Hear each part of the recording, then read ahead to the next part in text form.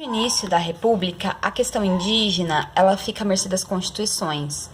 Ou seja, compreende-se sempre que o Estado ele é responsável por essas tribos indígenas.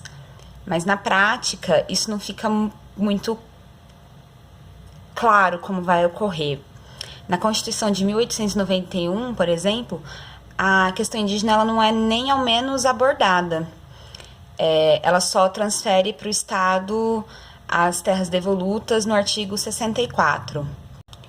No início da República, inclusive, existe um projeto para transformar os índios em espécies de nações livres, que vão ser autônomas dentro dos seus estados.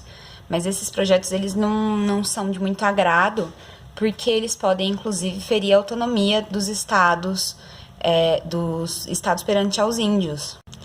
Então, define-se que cada estado vai ficar responsável pelas tribos que estão dentro do seu território. E aí, por exemplo, o Rio Grande do Sul, com isso, cria um órgão indígena.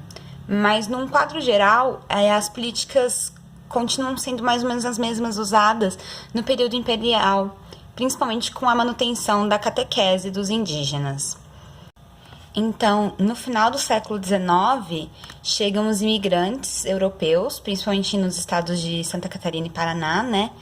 E com o trabalho dos imigrantes, você tem a marca de novos conflitos, de conflitos muito intensos, que acabam dando ao Brasil um rótulo de estado omisso aos seus indígenas.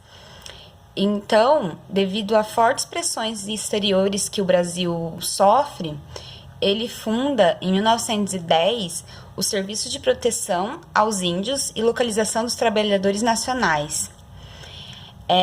Em 1918, esse órgão muda para Serviço de Proteção aos Índios, SPI.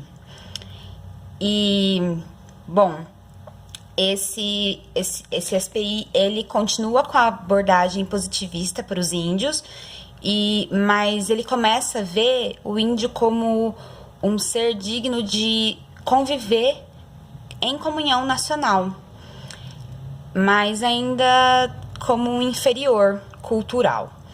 Então, passa a ser dever do Estado dar condição para esse indígena evoluir de maneira progressiva,